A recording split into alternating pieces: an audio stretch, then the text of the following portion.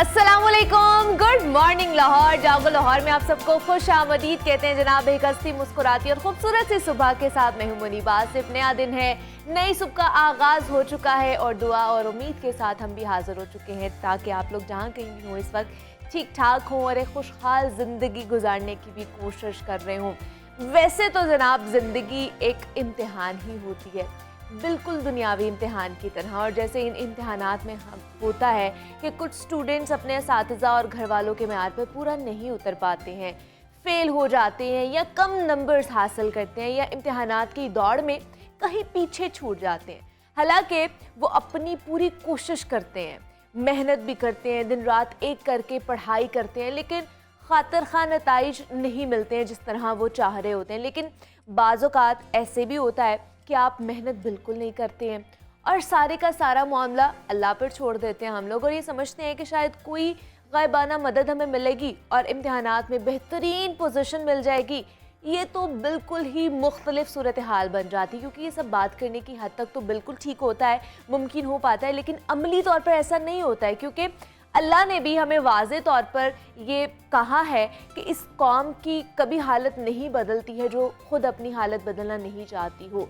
तो आप मेहनत भी ना करें और कामयाबी की तवक्को भी करें तो ये मुमकिन नहीं हो पाता है, नामुमकिन सी बात समझ में आती है। लेकिन अगर मेहनत करें और तब कामयाबी ना मिले ना, तो आप लोगों ने दिल भी छोटा नहीं करना, छोटा करने की ज़रूरत भी नहीं है। ये सिर्फ एक इम्तिहान होता है ज़िंदगी में जो अल्लाह ताला हमसे ले रहा होता है, और ये एक एजुकेशन सिस्टम भी है जो शायद आपके लिए सही साबित ना हो सका हो। ज़िंदगी में बहुत कुछ हम लोग करते हैं, करने को हो भी सकता है। जो लोग इम्तिहानात में बहुत अच्छी कारकर्दगी दिखाने वाले होंगे ना, आगे जाकर शायद वो ज़िंदगी के बाकी मामलात में इतने अच्छे साबित ना हो, साबित कदम ना रहे, उन्हें अच्छे तरीके से किस तरह हैंडल करना उन्हें ना पता हो।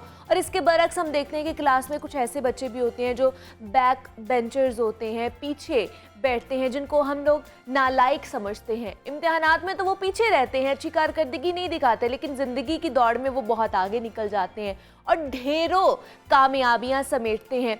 तो इम्तिहानात के नताइज तो हमारे सामने आ जाते हैं, लेकिन जनाब हमने ये देखना होता है कि हम ज़िंदगी में क्या क्या कर रहे हैं।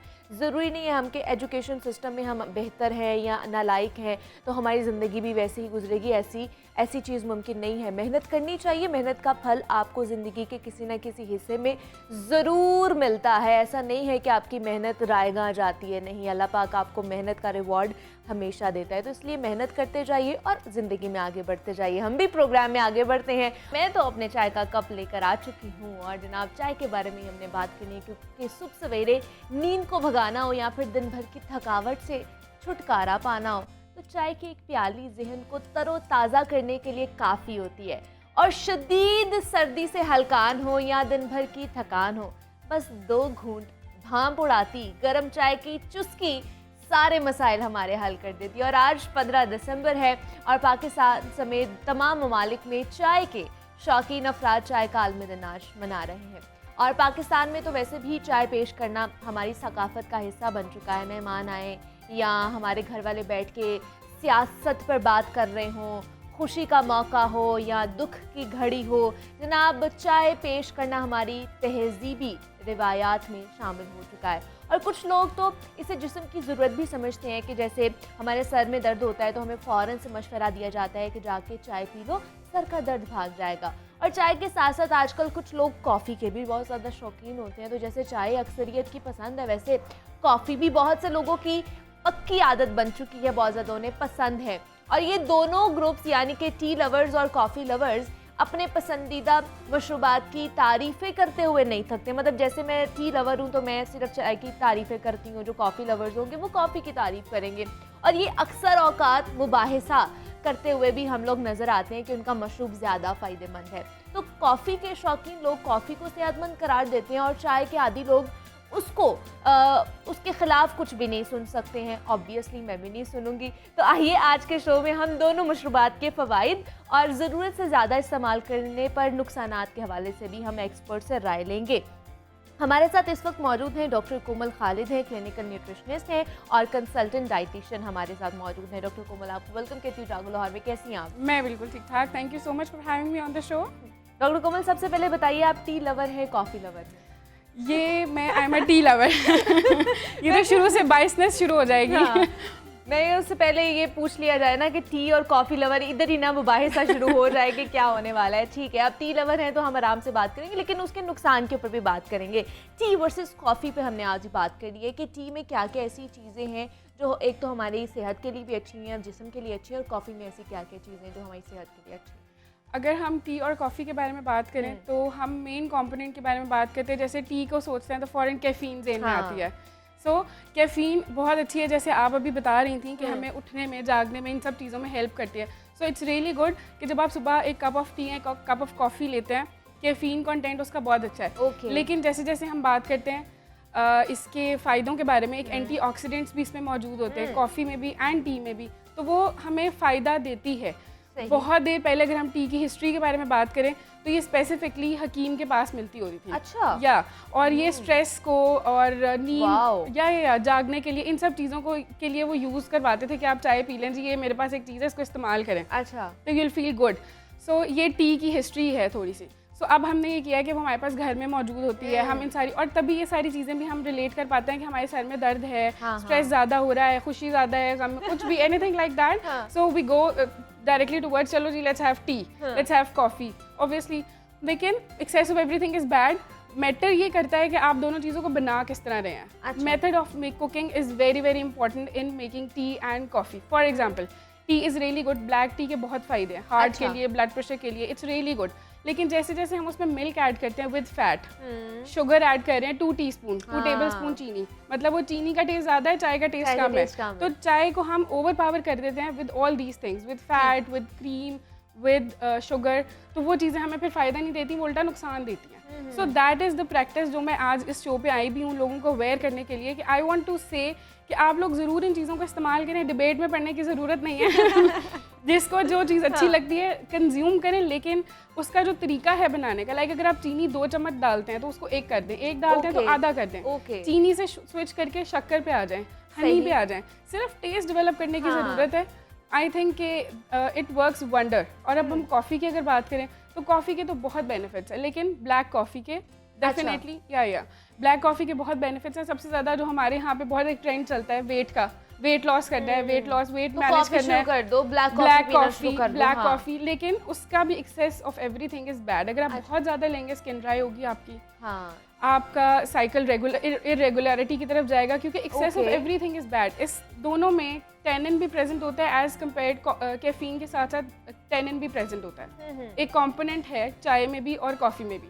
कॉफ़ी में कंपैरेटिवली कम है, इसलिए हम कॉफ़ी को बेहतर कहते हैं। चाय में कंपैरेटिवली ज़्यादा है। अच्छा। और ये करता ही है हमारी बॉडी के अंदर कि कैल्शियम और आयरन की एब्जॉर्प्शन में इनहेरिटेंट, मतलब उसको प्रोहिबिटेड करता है, उसको ब्लॉक करता है कि आयरन अगर आपने लिया है, और साथ हम इसलिए कहते हैं कि चाय साथ नहीं पीनी है आपने। और अगर आप दूध उसमें डाल रहे हैं तो वो दूध की शक्ल में नहीं होगा चाय के अंदर, ऑफ कोर्स, क्योंकि उसके अंदर टेनिन प्रेजेंट है, ब्रेक डाउन हो जाएगा। सो ये एक थोड़ी केमिकल चीज़, थोड़ी साइंस समझाने की कोशिश कर रही हूँ आम जबान में, ताकि लोगों को अंडरस्टैंड।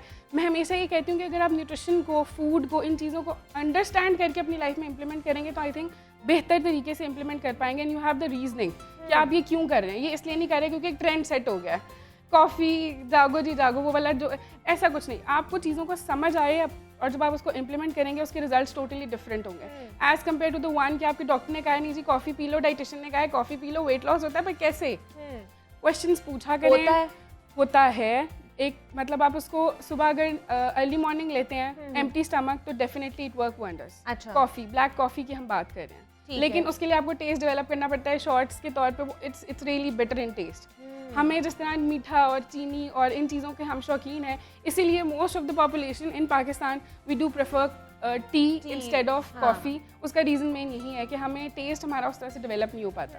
तो अगर हम आहिस्ता आहिस्ता करके स्विच करें तो आई थिंक इसमें कोई बुरी बात नहीं है। लेकिन अगर आप चाय भी पीते हैं तो मैं आपको मना नहीं करूँगी, बस मैं ये कहूँगी कि उसका थोड़ा बनाने का तरीके को ऑल्टर कर लें, तो बुरा कुछ भी नहीं है। तो लेकिन क्वांटिटी कितनी होनी चाहिए, एक दिन में कितने कप्स पी सकते हैं? बहुत अच्छा सवाल है, ये बहुत ज़रूरी है। चाय और कॉफ़ी दोनों की अगर बात करें तो मेरा ख्याल है 2 to 3 cups in a day is more than enough. अलग अलग नहीं, एक साथ। यानी आप कहें मैंने 2 कप चाय के पी लिया, मेरे 2 कप कॉफ़ी के रहते हैं। So no, that is not the case. चाय एंड कॉफ़ी कंपेयर दोनों को एक साथ 2 से 3 कप आप पूरे दिन में ले सकते हैं, एडल्ट्स की अगर हम बात करें। लेकिन फिर भी उसका बनाने का तरीका जो है वो आप लोगों ने बेहतर तरीके से बनाने की कोशिश करें, मतलब चीनी कम करें, दूध कम करें।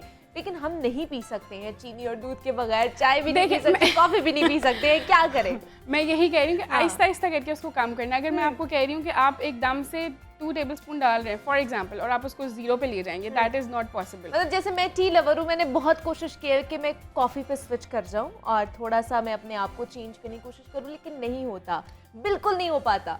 लेकिन आपने करना क्यों है ये? आई वुड से कि आप चाय को कंटिन्यू करें, लेकिन चाय के जो इंग्रेडिएंट्स हैं उनको थोड़ा सा ऑल्टर कर लें।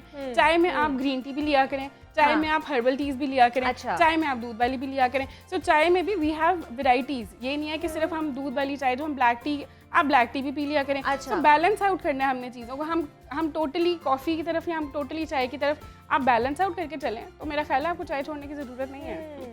ठीक है, सो दैट इज़ द की समझा ये रही हूँ मॉडरेशन, जो हमें हमारे इस्लाम ने भी सिखाई है, हमें हमारे हज़रत मोहम्मद सल्लल्लाहु अलैहि वसल्लम ने भी बताई है मॉडरेशन। हर चीज़ में मॉडरेशन, इमोशंस में मॉडरेशन, खाने पीने में मॉडरेशन, फिजिकल एक्टिविटी में मॉडरेशन। सो जब आप अपनी ज़िंदगी में मॉडरेशन लेके आते हैं ना, तो ओवरऑल ज़िंदगी इम्पैक्ट उसका डिफरेंट होता है। सो दैट इज़ द की। हमने डॉक्टर कोमल ये देखा है कि चले कॉफ़ी की बात करते हैं तो वो एडिक्ट हो जाते हैं लोग बिकॉज ऑफ वो कैफीन उसमें बहुत ज़्यादा होती है, लेकिन चाय के भी हम लोग इतने आदी हो जाते हैं कि उसके बगैर नहीं रहा जाता है। मतलब जिनको सुबह उठते हैं, मुझे सुबह उठते सारी ही चाय पीने की आदत है नाश्ते से पहले, तो मैंने पीनी है, उसके बगैर मेरा दिन का आगाज़ नहीं होता, तो मैं एडिक्ट हूँ उस चीज़ की कि मैंने वो कब पीना ही पीना है। तो इस तरह की लत लग जाती है, मैं तो कहूँगी कि चाय की लत लग जाती है कि हम लोग नहीं छोड़ पाते। तो इसमें भी ऐसे कोई चीज़ें मौजूद होती हैं? उसमें आप ये कर सकते हैं कि आप क्वांटिटी, जैसा मैंने आपको बताया 2 to 3 कप्स, तो आप उसमें ये ध्यान रखें कि हमने पूरे दिन में 2 से 3 कप चाय के पीने हैं। क्वांटिटी जब सुबह अर्ली मॉर्निंग ले रही है, उसका कप बहुत बड़ा मग नहीं होना चाहिए, it should be a cup जिसको हम रीजनेबल साइज का कप कहते हैं, वो होना चाहिए। दूध कोशिश करें बहुत ज़्यादा क्वांटिटी में ना डालें, क्रीम ऐड ना करें, फैट मतलब एक्स्ट्रा फैट ना लें। शुगर को कोशिश करें आप स्विच करके यहाँ स्टीविया पे चली जाएं अगर आप जा सकती हैं, या आप अगर नेचुरल सोर्स पे रहना चाहती हैं तो हनी और शक्कर की तरफ चली जाएं।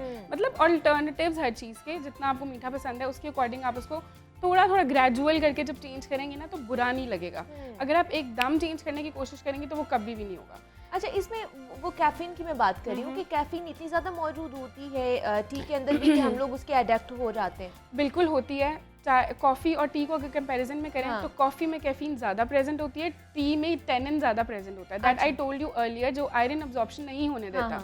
तो टी इसलिए हम कहते हैं कि क्वांटिटी थोड़ी रिस्ट्रिक्ट करनी चाहिए। कैफीन कॉफ़ी की निस्बत कम होती है। लेकिन अगर उसमें कैफीन कम होती है तो फिर क्यों नहीं हम चाय छोड़ सकते हैं? मतलब एडिक्ट क्यों इतने ज़्यादा हो जाते हैं? हमें इट्स ऑल साइकोलॉजिकल। अच्छा, it's all psychological, it's all in your head. आप जब यहाँ से सोचेंगी ना कि नहीं मुझे चाय, मैं एडिक्ट नहीं हूँ इसकी और मुझे इससे फ़र्क नहीं पड़ रहा, मैं अगर सुबह का 1 कप ले लेती हूँ तो बाकी दिन में मुझे आई एम फाइन, तो आप उस तरह से अपनी बॉडी को, अल्लाह ताला ने दिमाग सबसे ऊपर इसलिए बनाया है क्योंकि ये हमें चलाता है। अच्छा, जिस दिन नहीं भी पिए ना तो सर में इतनी शदीद दर्द होती है ना कि हमें हमें पता चल रहा होता है कि अच्छा आज चाय नहीं पी तो आज पूरा दिन सर में दर्द रहेगी। हमने चीज़ों को एसोसिएट करना शुरू कर दिया है। But you can have a cup of T अगर आपको लग रहा है आप एडिक्ट है, आपके सर में दर्द है, लेकिन हाँ इसकी क्वांटिटी बहुत बढ़नी नहीं चाहिए। मतलब ये नहीं होना चाहिए कि जिस दिन आपने नहीं ली you have to take it, वो वाली कंडीशन नहीं आनी चाहिए। उस कंडीशन से आपको थोड़ा, मतलब अपने आप को, मैंने बताया मॉडरेशन इज द की। आप किसी दिन ले रही है, किसी दिन नहीं भी ले रही, तो that's perfectly okay for you and for your body. दोनों चीज़ों को एक्सेप्ट करना चाहिए इस चीज़ के लिए कि अगर आपने किसी दिन नहीं भी ली तो दैट्स परफेक्टली ओके। मैं कल ले लूँगी, मैं 2 घंटे बाद ले लूँगी, मैं शाम तक ले लूँगी। कि जो ग्रीन टी है या जो हम लोग सब चाय भी पीते हैं, दूसरा हम टी बैग वाली ग्रीन टी जो पीते हैं कहवे के तौर पर, वो भी टी में ही आ जाती है? वो ये सारा कुछ टी में आता है। टी की टाइप्स आ जाती हैं। हर्बल टीज आ जाती है, उसमें कैमोमाइल टी आ जाती हैं, और भी बहुत सारी हैं जो स्ट्रेस को रिलीज करती हैं, जो आपको रिलैक्स करती हैं। सो इनके ये सारे इफेक्ट्स हैं। इट्स एक्चुअली ट्रू, साइंस ने प्रूव किया है कि ये स्ट्रेस में, ब्लड प्रेशर में, हार्ट डिजीज में, कैंसर में, इन सारी इन सारी चीज़ों पे असर है। चाय का भी है, कॉफ़ी का भी है, लेकिन बात वही आ जाती है कि आपने ज़्यादा क्वांटिटी में कंज्यूम जो भी करेंगे, excess of everything is bad. दोनों चीज़ों के नुकसानात मौजूद हैं और वो भी साइंस ने प्रूव किए हैं। लेकिन जितनी टाइप्स आप हमें बता रही हैं डॉक्टर कोमल, इसमें से बेहतरीन टाइप कौन सी जो हम पी सकते हैं जिसका इतना नुकसान ना हो हमारी? हर चीज़ को हम लिंक करते हैं डिफरेंट चीज़ों के साथ। अब जिस तरह हर्बल टीज़ के बारे में मैंने आपको बताया, उन सब का हार्ट के ऊपर असर है, ब्लड प्रेशर पे है, शुगर पे है, सो वो चीज़ें उनके लिए अच्छी हैं। अच्छा। जो वेट लॉस करना चाहते हैं उनके लिए ग्रीन टी बहुत अच्छी है। अच्छा, जो डेली बेसिस पे पीना चाहते हैं जैसे आप और मैं हैं हमारे लिए वो मिल्क वाली टी जो हम कंज्यूम करते हैं जिसको हम देसी चाय कहते हैं, yes we can have that, वो हमारे लिए, उसको हम किसी दिन ब्लैक टी में भी अगर ले सकते हैं। अच्छा। हफ्ते में 7 दिन अगर आप चाय पी रहे हैं, 7 दिन in a week, 7 days in a week, तो उसमें आप ये कर सकते हैं कि 5 दिन आपने दूध वाली लिए, 2 दिन कोई ऐसे रखें जिसमें आप ब्लैक टी लें, उसमें दूध ना डालें, जिसमें चीनी भी ना डालें, चीनी डाल लें, चलें स्टीविया डाल लें, इतनी इजाज़त दे देते हैं आपको आपको छुड़वाते नहीं हैं बिल्कुल कि आप ये कहें कि ब्लैक टी से बेहतर है मैं लूँ ही ना। अब ब्लैक टी का ये कॉन्सेप्ट नहीं है कि आपने उसको बहुत कड़वा बनाना है या उसमें पत्ती बहुत ज़्यादा डालनी है, that is not the concept. आप जैसे अपनी रेगुलर टी बनाते हैं, टी बैग डालें, टी बैग को 4 times डिप करें हॉट वाटर के अंदर, उसके बाद टी बैग निकाल कर डिस्कार्ड कर दें, दैट कप इज इनफ। वो ब्लैक कॉफी, वो ब्लैक टी ही है, जरूरी नहीं है उसका कलर भी ब्लैक हो। अच्छा, ब्लैक टी से भी क्या वेट लूज की वेट लॉस होता है, उसके भी फिर ये सारे फायदे आप ले सकते हैं, उससे आपको सर दर्द नहीं होगा, उसका आपको वही इफेक्ट मिलेगा जो आप रेगुलर चाय का लेती हैं। सो वेट लॉस के लिए भी वो बहुत अच्छी है। वो आपके लिए जो बाकी मैंने बताई आपको, हार्ट डिजीज़ के लिए, ब्लड प्रेशर के लिए, शुगर के लिए, कैंसर के लिए, सो उन सारी चीज़ों के लिए भी, मतलब बॉडी की चीज़ों के लिए भी इट्स रियली। अच्छा, लेकिन अब हम चाय भी तो बनाते हैं ना, पाउडर मिल्क से भी बनाते हैं हम लोग, खुले दूध के साथ भी हम बनाते हैं, जो पैकेट में आता है उसके साथ भी, डिफरेंट हमारे भी प्रोडक्ट्स होती हैं उनके साथ बनाते हैं, तो किसके साथ ज़्यादा अच्छी है? खुला दूध इज़ बेस्ट, क्योंकि जितने भी हमारे पास टी वाइटनर्स आते हैं, दे क्रीमर्स, क्रीम होती है वो, फैट कंटेंट उनमें ज़्यादा होता है, या फिर वो बनते हैं आर्टिफिशियल सोर्स से बनते हैं, हम पाम ऑयल कहते हैं। सो उससे बहुत बेहतर है कि आप खुले दूध की चाय बना लें, लेकिन वो भी दूध पत्ती नहीं होनी चाहिए, चाय होनी चाहिए मतलब कावा एंड देन दूध, ऐसे वाला। लेकिन बहुत से लोग कहते हैं, एक्सपर्ट्स कहते हैं कि या तो हम जब कॉफ़ी ज़्यादा पीते हैं या फिर चाय का ज़्यादा इंटेक करते हैं तो हमारी एपेटाइट कम होना शुरू हो जाती है, इसमें कितनी सदाकत है? ये बिल्कुल सच बात है, क्योंकि एक्सेस है ना, कैफीन जितनी ज़्यादा आप लेंगे उसके एडवर्स इफेक्ट्स होंगे। मैंने जैसे आपको शुरू में बताया कि स्किन ड्राई होना शुरू हो जाएगी, ये बहुत अर्लीस्ट साइन है जो हम लोगों को लगता है कि नहीं सन की वजह से हो रहा है, इस वजह से हो रहा है, हम मल्टीपल रीजंस निकालते हैं कि नहीं स्किन ड्राई, एक्चुअली में deep down in side problem ये है कि आप कॉफ़ी और टी की कंजम्पशन ज़्यादा कर रहे हैं। अच्छा, so that is the reason. वो बहुत early on sign and symptom, dehydration होना शुरू हो जाती है, हमारी बॉडी स्टार्ट हो जाती है, आयरन अब्जॉर्प्शन नहीं हो रही होती, हड्डियों में से कैल्शियम निकल रहा होता है। फॉर एग्जाम्पल बच्चों को चाय देने का बहुत ट्रेंड है, सर्दी नहीं लगती, सर्दियों में सर्दी नहीं लगती, ये बहुत गलत ट्रेंड है और बहुत गलत चीज़ है। उसका रीज़न ये है कि बच्चे अभी उनकी बोन्स बन रही हैं और उसमें से जब आप उनको चाय पिलाते हैं, कैफीन सारा कैल्शियम निकाल लेती है। जो बच्चे चाय जिन बच्चों को दी जाती है कि जी गर्मी सर्दी ना लगे, आप मेरा ख्याल है 2 स्वेटर और पहना लें इस चीज़ की बजाय। उसका रीज़न ये है, बच्चे आपको ये कहेंगे टांगों में दर्द है, घुटनों में दर्द है, चला नहीं जा रहा, थक गए हैं। उसका रीज़न ये है कि इतनी अर्ली एज में कैफीन इंटेक है उनका, and that is not good for them. That is, और जैसे जैसे वो बड़े होते जाएंगे वो कैफीन के एडिक्ट होते जाएंगे और फिर फाउंडेशन तो बेस तो वहाँ से बन चुकी है। एग्जैक्टली, सो दैट इज़ उसके लिए बहुत हेल्दी ड्रिंक्स है बच्चों के लिए, आप उनको वो दें। गर्मी सर्दी का से अगर आपने बचाना है, गरम दूध दे दें, हनी ऐड कर दें, हनी वाटर दें उनको, छोटी छोटी चीज़ें हैं जो बहुत, शक्कर गुड़ बहुत अच्छी चीज़ है, ये सारी चीज़ें ऐसी हैं। जी जी जी, ये सारी इम्यूनिटी बेसिकली आपको स्ट्रॉन्ग करनी है ताकि आपको ये चाय ना पिलानी पड़ी सर्दी से बचाने के लिए। अच्छा, दूसरा कोमल, हमने देखा है कि पत्ती भी बहुत सारी डिफरेंट टाइप्स की आती है ना, तो उसमें मुझे बताइए कि किस तरह की होनी चाहिए पत्ती के हवाले से भी। डिफरेंट अब हर्बल भी आ गई हुई हैं, डिफरेंट ऐसी चीज़ें भी आ गई हुई हैं कि आप ये यूज़ कर सकते हैं, उनमें ऐसी चीज़ें हैं जो आपकी जिस्म के लिए भी अच्छी हैं, आपकी इम्यूनिटी भी बूस्ट करेंगी। As I told you earlier कि चाय में टाइप्स हैं, डिफरेंट टाइप्स। जो हमारी देसी चाय वाली पत्ती वो डिफरेंट ब्रांड्स की आती हैं, यू कैन हैव दैट, जो भी आपको the taste that you like. लेकिन अगर आप हर्बल टीज़ की बात करें तो उसमें डेफिनेटली बहुत डिफरेंट इंग्रेडिएंट्स होते हैं जो हमारी बॉडी के लिए बहुत अच्छे होते हैं। सो उस तरह से वो डिफरेंट एक तरह की टाइप आ जाती है, तो वो अगर आप कंज्यूम करें तो दैट इज़ रियली गुड। ठीक है जी, टी वर्सेस कॉफ़ी आज हम बात कर रहे थे, और चाय के हवाले से जनाब आज उस काल में दिन मनाया जा रहा है जो कि चाय के शौकीन अफराद हैं, उनके लिए बहुत सारी चीज़ें जो है आज हमने डिस्कस की हैं।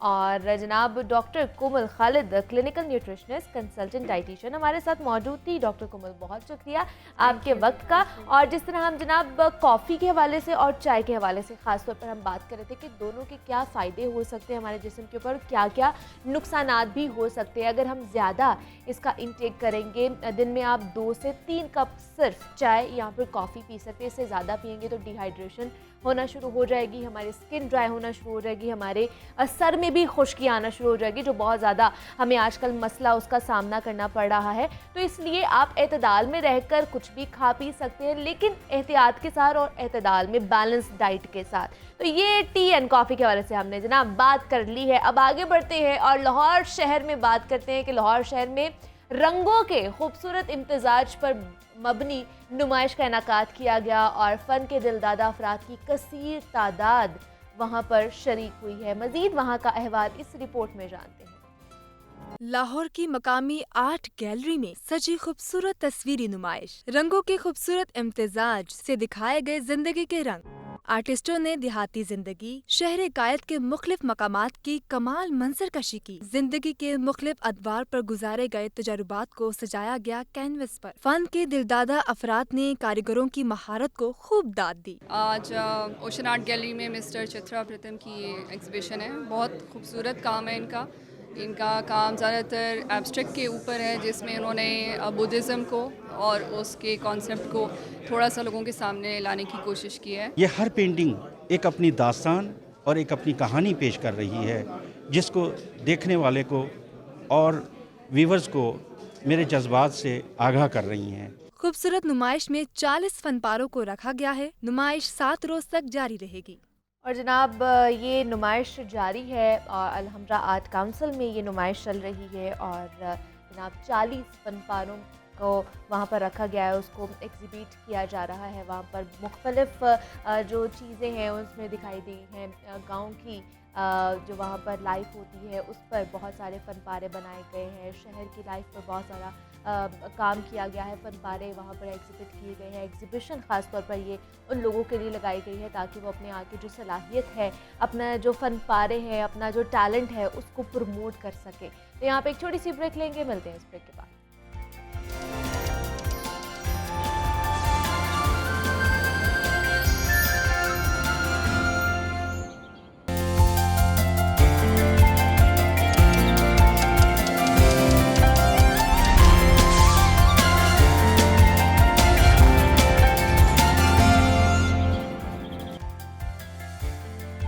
वेलकम बैक टू जागो लाहौर। जनाब ब्रेक से हम वापस आ चुके हैं और सेगमेंट है हमारा लाहौर की दुनिया, जिसमें हम गुफ्तगू करते हैं लाहौर की और उससे जुड़े शहरियों के मसाइल की। नाजरीन, शहरियों के मसाइल तो कम होने के बजाय बढ़ते ही जा रहे हैं और यूँ लगता है कि जैसे बागों के शहर लाहौर की खूबसूरती को किसी की नज़र लग गई हो। सहूलियात का फुकदान है और जिसकी वजह से लाहौर मसाइल की अमाजगाह बन गया है।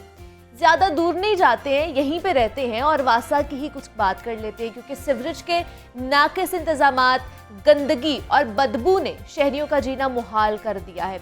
वो शहर जिसको बागों का शहर कहा जाता था, जो गुलाब की दिलकश खुशबू की मानंद था, सड़कें साफ और खूबसूरती बेमिसाल थी, आज वो इंतजामिया की नाहली की नज़र हो गया है। पंजाब हुकूमत ने तो 1 अरब 18 करोड़ रुपए के फंड्स भी जारी किए हैं, लेकिन इंतजामिया उसे इस्तेमाल ही नहीं कर सकी और सिर्फ उसका 59% हिस्सा ही इस्तेमाल हुआ है, जिसके बाइस मुतअद्दिद मंसूबे मुकम्मल ही नहीं हो सके।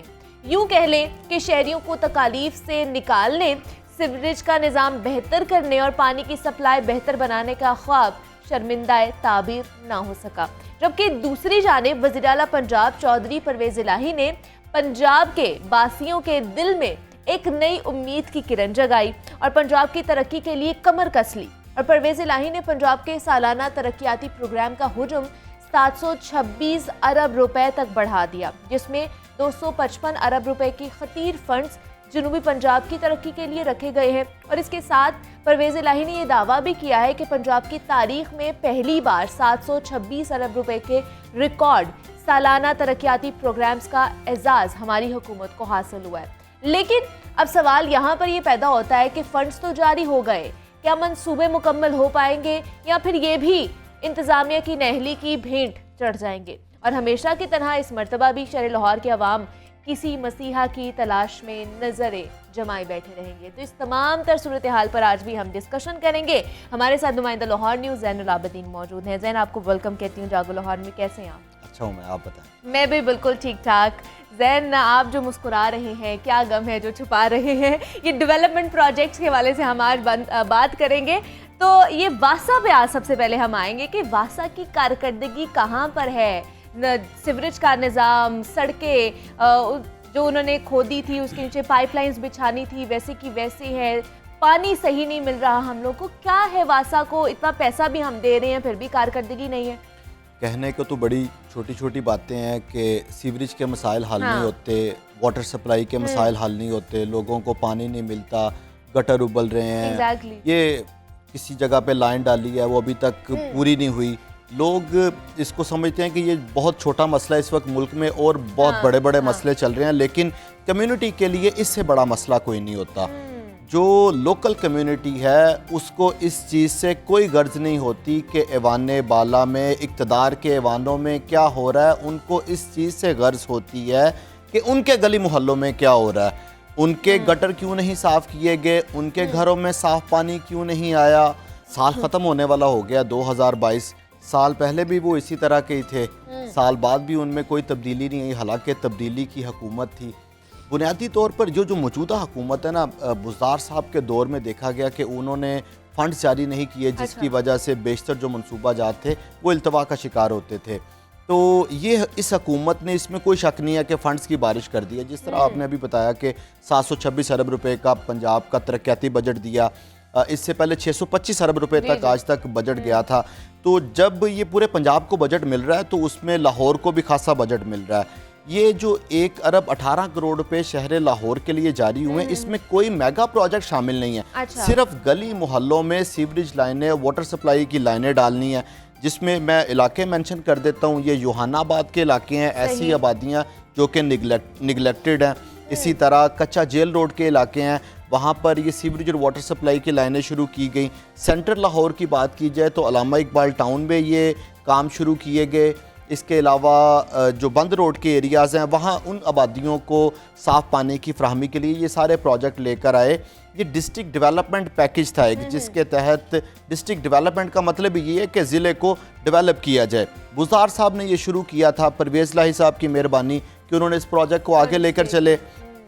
अब ये इदारे की इसके बाद नाअहली आ जाती है कि इदारा इस चीज़ के ऊपर तवज्जो नहीं देता कि उनके पास फंड्स भी मौजूद हैं, हुकूमत की सपोर्ट भी मौजूद है, लेकिन इसके बावजूद उसको मुकम्मल नहीं किया जाता। भी सिर्फ 59% इस्तेमाल किए गए हैं, बाकी नहीं इस्तेमाल किए गए हैं। इसकी क्या वजह है? बल्कि जो बाकी इनके 41% फंड मौजूद हैं, ये इनके अकाउंट्स में पड़े हुए हैं, लेकिन ये इस्तेमाल नहीं करते। अच्छा। बुनियादी तौर पर ये जो इदारा है इसको अपने नॉन डेवलपमेंट जो एक्सपेंडिचर है उसमें इस्तेमाल कर देता है। वासा को ये फंड्स मिले कि आप इनको तरक्याती कामों के ऊपर खर्च करें। वासा ने इन पैसों से अपने जो बिल हैं, यूटिलिटी बिल्स हैं, उनको अदा करना शुरू कर दिया।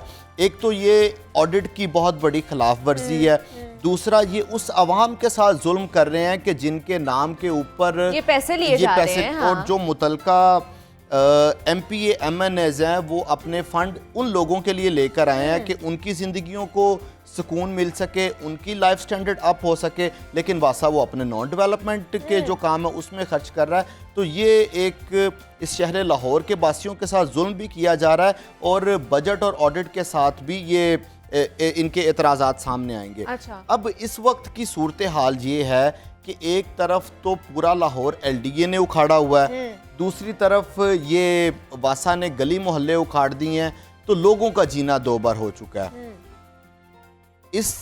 जब किसी जगह पे ना मुनीबा में एक टेक्निकल आपको बात समझाता हूँ, किसी जगह पे जब ये सीवरेज वाटर सप्लाई की लाइन शुरू करते हैं तो सबसे पहले ये पहली लाइन को काट देते हैं। अच्छा।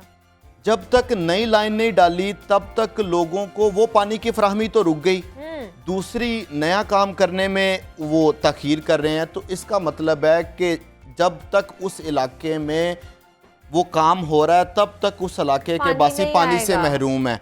सिर्फ वो अफसरान जो आपका ये प्रोग्राम देख रहे हैं वो 1 मिनट के लिए अपनी ज़ात का मुहासबा करके सोचें कि अगर आपके घर में एक दिन के लिए पानी पानी ना नहीं आएगा आए। तो आप पे क्या गुजरेगी। पहले एक तो हमारे घर में जो पानी आता है वो साफ पानी नहीं आता, और ऊपर से ना आएगा, कनेक्शन ही नहीं होगा, तो फिर किस तरह हम जी सकते हैं। तो ये खुद इस चीज़ का मुहासबा नहीं करते और लोगों को सिर्फ ये तिफल तसल्लियाँ दे दी जाती हैं कि कुछ दिनों में हम ये जो काम है इसको मुकम्मल कर देंगे। तो एमडी वासा सोचे, वाइस चेयरमैन वासा सोचे कि उसके घर में एक दिन अच्छा, पानी नहीं आया। हमसे बात करने भी नहीं आते। हमने 12 मरतबा उनसे कांटेक्ट करने की कोशिश की है कि आके आप लोग अपना मौक़िफ़ तो हमारे साथ शेयर करें, लेकिन नहीं आते। अभी भी उनको पीछे से कॉल की जा रही है कि शायद वो आके हमारे साथ इन कॉन्वर्जेशन हो और अपना मौक़िफ़ बताएं कि क्यों ये डिले आ रहा है, लेकिन कोई भी नहीं आ रहा। 1 जनवरी 2022 से लेके आज 15 दिसंबर 2022 है। ये किसी भी प्लेटफॉर्म पे आके एक सिर्फ जुमला बोल दें कि हाँ हमने ये प्रोजेक्ट मुकम्मल किया है तो हम इनको दाद देंगे। सिर्फ ये सबसे बड़ी बात ये है कि इनके पास अपनी 12 माह की परफॉर्मेंस दिखाने के लिए कुछ नहीं है। अब तो ये इस चीज़ के ऊपर भी इल्ज़ाम नहीं आयद कर सकते कि हुकूमत ने हमें पैसे नहीं दिए। हाँ। अदरवाइज आप देखें कि जब जुलाई 2018 में हुकूमत आई, पंजाब के वांदों में तब्दीली आई, उसके बाद एक ट्रांजिशन पीरियड शुरू हुआ, एहतसाब का अमल शुरू हो गया, हुकूमत ने फंड्स रोक लिए। 4 साल ये एक ही चीज़ को ये ऐलान करते रहे कि हमारे पास पैसे नहीं है, हमारे पास पैसे नहीं है। अब तो मौजूदा वज़ीर आला पंजाब ने फंड्स की बारिश कर दी है। अब तो सिर्फ ये गवर्निंग बॉडी में केस लेके जाते हैं, वो कहते हैं मंजूर किया, काम शुरू करो। अब तो इनके पास ऐसा कोई भी एतराज़ मौजूद नहीं है, लेकिन अपनी परफॉर्मेंस दिखाने के लिए कोई नहीं है। साबिक हुकूमत का कोई भी मंसूबा इन्होंने मुकम्मल नहीं किया, अपना शुरू किया गया कोई भी मंसूबा मुकम्मल नहीं किया। और अब आइंदा ये इलेक्शन ईयर चल रहा है, इस माली साल के 6 माह रह गए हैं और हर अदारे की जो परफॉर्मेंस है वो माजी उसकी अक्कासी कर रहा होता है। आपने पिछले कुछ नहीं किया, हम आपसे आगे भी तवक्को नहीं करते कि आप लोगों के साथ कोई बेहतर तरीका कर सकेंगे। क्या इनके पास हल है? ये खुदा न खास्ता इस शहर लाहौर में अज खुद टैंकर माफिया को दावत दे रहे हैं कि टैंकर जाके लोगों को पानी की फराहमी करें। आपके प्रोग्राम को सुनने वाले लोग, क्या उनको नहीं पता कि वो पानी के हसूल के लिए दूर फिल्ट्रेशन प्लांट पे पानी भरने के लिए जाते हैं? जब आपको अभी तक खरबों रुपए का बजट मिल चुका है लाहौर का सीवरेज वाटर सप्लाई का इंफ्रास्ट्रक्चर डेवलप करने के लिए, तो लोगों की घरों की दहलीज पे साफ पानी क्यों नहीं आता? इस बात का तो कोई जवाब नहीं देते। आपने 125 नए ट्यूबवेल लगा दिए, लेकिन लोगों को साफ पानी की फराहमी नहीं मिल रही। तो ये इस तरह के काम करके तो एक नए टैंकर माफिया को दावत दे रहे हैं। कराची के लोगों से जाके पूछें कि वो पानी के हसूल के लिए तो ये उन्हें दरबदर फिरना पड़ता है। और ये काम यहाँ से ही शुरू हुआ था। ये ऐसे ही जो वहाँ पे कराची का वाटर सैनिटेशन का इदारा है, उन्होंने आहिस्ता आहिस्ता अपने सर्विसेज को कम किया, तो जब गैप एक पैदा हो गया तो एक नया माफिया वहाँ पे आ गया। और अभी मौजूदा जो वासा लाहौर है वो भी शहर लाहौर में अपने सर्विसेज को हर गुजरते दिन के साथ कम करता जा रहा है। किसी ज़माने में लाहौर में 22 घंटे पानी की फराहमी होती थी, फिर उसको कम करके 16 घंटे पे लाया गया, अभी 8 से 10 घंटे तक पानी की फराहमी की जा रही है। तो इसका मतलब तो ये है कि आप अपने सर्विस को महदूद कर रहे हैं, ना कि अपने वसाइल बढ़ा रहे हैं। आपके पास एक सहूलत है सरफेस वाटर ट्रीटमेंट प्लांट की बैरून मुल्क से जो।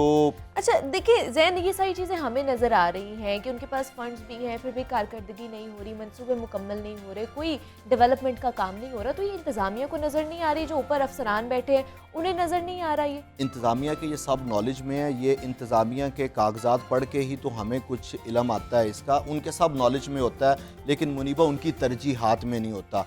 उनकी तरजीहात कुछ और होती हैं। वो उन्होंने ऐसा कोई काम करना होता है जिनसे उनकी नेक निजती जाहिर हो, ना कि आवाम का फ़ायदा हो। अच्छा। ये सीवरेज और वाटर सप्लाई की जो लाइनें हैं, ये जब खोद के ज़मीन पे डाल के ऊपर टफ टाइल या सड़क बना दी जाती है तो ये तो दफन हो गई, तो किसको इनकी परफॉर्मेंस नज़र आएगी? इलेक्शन ईयर चल रहा है, इलेक्शन कमीशन ने बल्दियाती इंतखाबात का भी कहा कि इसका शेड्यूल दिया जाए। 2023 में मतवक्को आम इंतखाबात भी हैं, तो ये कम अज़ कम दिखा सकेंगे कि देखें हमने गलियां उखाड़ी हुई हैं, हम यहाँ पर जो ये काम है आपका मुफादे आमा का वो काम करेंगे। एक चीज़ ना इदारों को गैर सियासी होकर ये सोचनी चाहिए कि मुफादे आमा को पब्लिक इंटरेस्ट को सियासत के साथ मैच ना करें।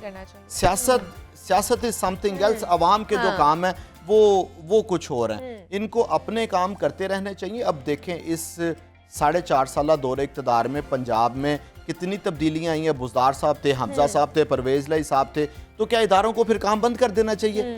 इदारों ने तो अपना काम करते रहना है। और ये जिस खबर पे आपने ये रोशनी डाली कि ये वासा ने 1 अरब 18 करोड़ का सिर्फ 59% इस्तेमाल किया, ये सिर्फ इदारे की ये नाअहली है कि वो सिर्फ हुकूमत पर नजरें जमाए बैठी है कि कब सियासतदान उनको क्या कौशन देंगे, वो उसके मुताबिक काम करना शुरू कर देंगे। गली को उखाड़ दिया जाता है, उसके बाद वहाँ पे जो मुतलका कोऑर्डिनेटर है वहाँ पर लोग जाते हैं, उनकी जाके तरले मिन्नतें करते हैं कि भाई जाएं वासा के पास, उनको जाके कहें कि इसको ठीक कर दें, हमारे घर पानी नहीं आ रहा, बड़े मसाइल हो रहे हैं। वो कोऑर्डिनेटर आता है, वो आके फिर इनको हुक्म करता है, ये फिर जाके काम करते हैं। ये एक पूरी चेन में अपने वोट भी सीधे करते रहते हैं और आवाम को तंग भी करते रहते हैं। तो खुदा का खौफ करना चाहिए। ये मतलब ये ऐसी नेसेसिटी पानी जो कि रब की ज़ात ने आपको एक इनाम दिया है, तो आप इसको आगे लोगों में बांटे ना। क्यों लोगों का पानी क्यों बंद कर रहे हैं? वाटर मीटर भी लगने थे, वो भी एक मंसूबा इन्होंने शुरू करना था, उसका भी कुछ नहीं बना होगा। वाटर मीटर की कहानी तो एक लंबी कहानी है। आप बाकी सेगमेंट वाटर मीटर के ऊपर उस पर भी हम लोग एक डिटेल में करेंगे। लेकिन वज़ीर आला पंजाब ने जो 726 अरब रुपए का जो सालाना तरक्याती पैकेज दिया है, उसके ऊपर क्या कहेंगे आप? देखें जी, इसमें कोई शक नहीं है कि परवेज़ लाई साहब ने जब उन्होंने इक़्तिदार संभाला तो उन्होंने वाकई ही डेवलपमेंट के ऊपर बड़ी तवज्जो दी। अच्छा। शहबाज शरीफ साहब ने 2018 में 550 अरब रुपए का तरक्याती पैकेज दिया था। उसके बाद ये तारीख का सबसे बड़ा था। 2020 में बुज़दार साहब ने 636 अरब रुपए का तरक्याती पैकेज दिया था और उन्होंने ऐलान किया था कि इससे बड़ा तरक्याती पैकेज है, और अभी ये 726 अरब रुपए तक पहुंच चुका है। मैं समझता हूं कि इस वक्त पूरे पंजाब की अगर सूरत हाल देखी जाए तो ये जो डेवलपमेंट का पैकेज दिया है, मेरे नज़दीक अभी भी थोड़ा सा कम रह गया। अच्छा। इसको मज़ीद बढ़ा देना चाहिए था। जिस तरह इन्फ्लेशन और बिल्डिंग मटीरियल के रेट्स में इजाफा हुआ, और सबसे बड़ी बात जो ये अभी रिसेंट सैलाब आया उससे जो तबाहकारियाँ हुई, उसके बाद वो सारे के सारे इलाकों का इंफ्रास्ट्रक्चर डेड हो चुका है, तो मज़ीद उसके लिए पैसे रिक्वायर्ड थे। अब इस जो तरक्याती पैकेज है इसको तो मैं सपोर्ट करता हूँ। अच्छा, और इसके अब जो फंड्स है वो काश जारी भी हो जाएं और लगना भी शुरू हो जाएं।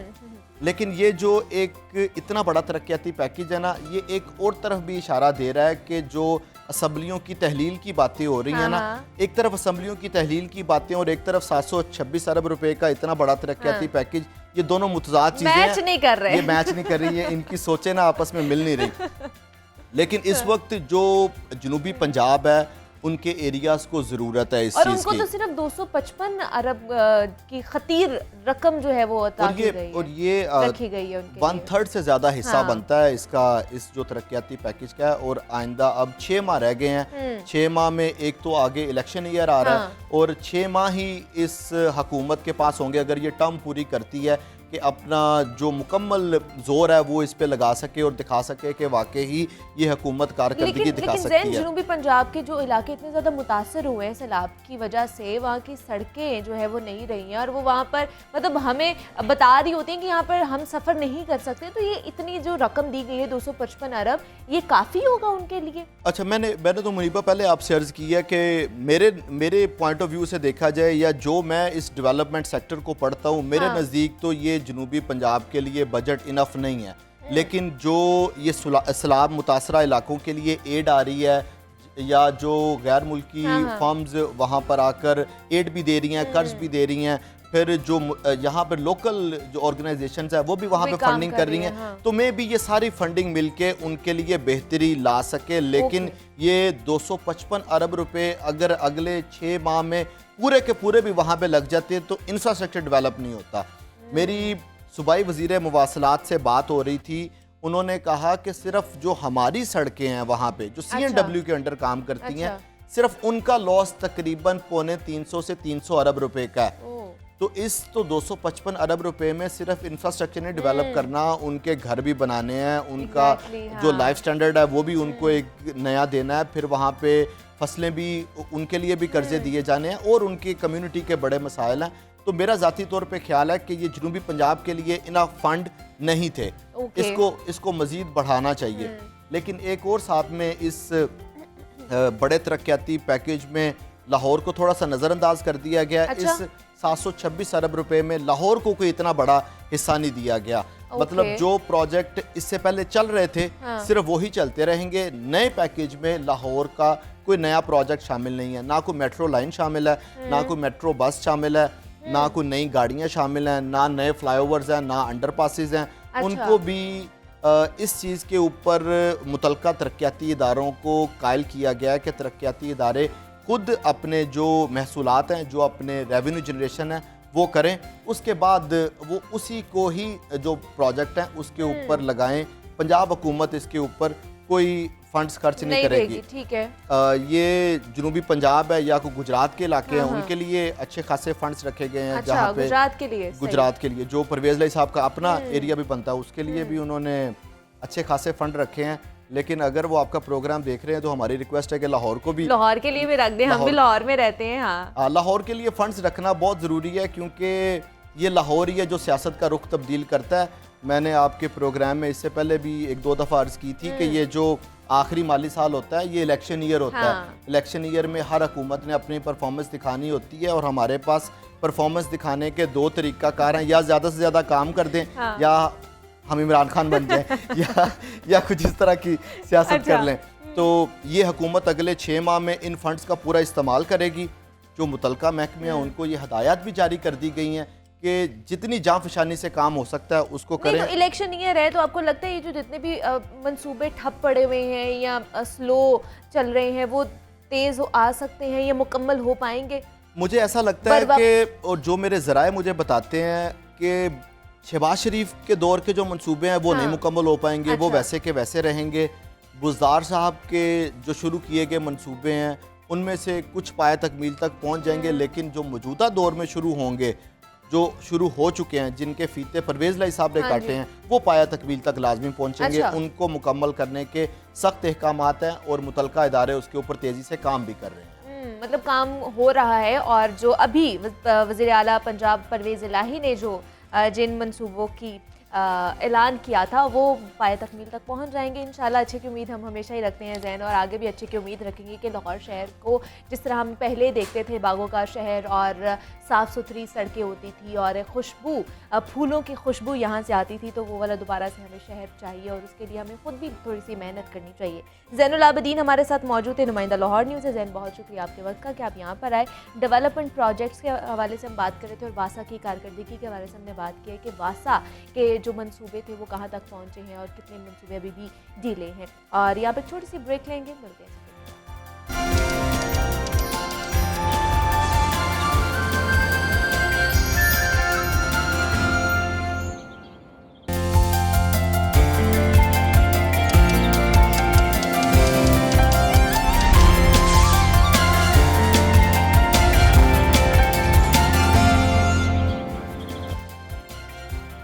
वेलकम बैक टू जागो लाहौर। आगे बढ़ते हैं जनाब, और एक ख़बर आपके साथ हमने शेयर करनी है। लियारी के रिहायशी बलोची गुलकार कैफी खलील का कहना है कि जगह नहीं बल्कि लोग ख़तरनाक होते हैं और वो कहीं भी पाए जा सकते हैं।